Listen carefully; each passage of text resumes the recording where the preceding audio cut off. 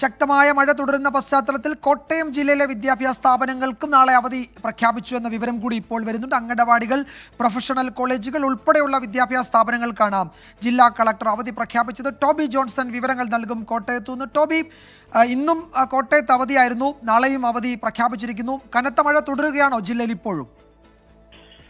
തീർച്ചയായിട്ടും വിജയകുമാർ, ശക്തമായിട്ടുള്ള മഴ പെയ്യുന്നുണ്ട്. ഇന്ന് ഉച്ചയ്ക്ക് മാത്രമാണ് അല്പം ഒരു ആശ്വാസം ഉണ്ടായിരുന്നത്.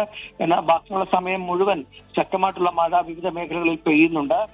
കോട്ടയം നഗരത്തിലും കോഴ അതുപോലെ തന്നെ തുടങ്ങിയ പ്രദേശങ്ങളിലെല്ലാം തന്നെ അതിശക്തമായിട്ടുള്ള മഴ പെയ്യുന്നതായിട്ടാണ് നമുക്ക് റിപ്പോർട്ടുകൾ ലഭിക്കുന്നത്.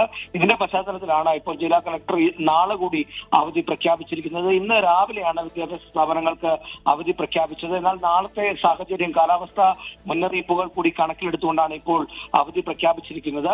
ഒരു ക്യാമ്പ് വിജയപുരം പഞ്ചായത്തിൽ തുറന്നിട്ടുണ്ട്. അവിടെ 2 കുടുംബങ്ങളെ മാറ്റിപ്പാർപ്പിച്ചതായിട്ടുള്ള ഒരു വിവരം കൂടി നമുക്ക് ലഭിക്കുന്നുണ്ട്. കനത്ത മഴ തുടരുന്ന കോട്ടയം ജില്ലയിൽ വിദ്യാഭ്യാസ സ്ഥാപനങ്ങൾക്ക് നാളെ അവധി പ്രഖ്യാപിച്ചിരിക്കുകയാണ്. അംഗനവാടികൾ, പ്രൊഫഷണൽ കോളേജുകൾ ഉൾപ്പെടെ എല്ലാ വിദ്യാഭ്യാസ സ്ഥാപനങ്ങൾക്കുമാണ് കളക്ടർ അവധി നൽകിയത്. ടോബി ജോൺസൺ ആണ് വിവരങ്ങൾ നൽകിയത്. ലോകത്തെവിടെയായാലും ഏത് സമയത്തും 24 വാർത്തകളും ഓഗ്മെന്റഡ് റിയാലിറ്റി പാക്കേജുകളും എക്സ്പ്ലെയിനറുകളും വിശദമായി കാണാൻ ഞങ്ങളുടെ യൂട്യൂബ് ചാനൽ നിങ്ങൾക്ക് സബ്സ്ക്രൈബ് ചെയ്യാം.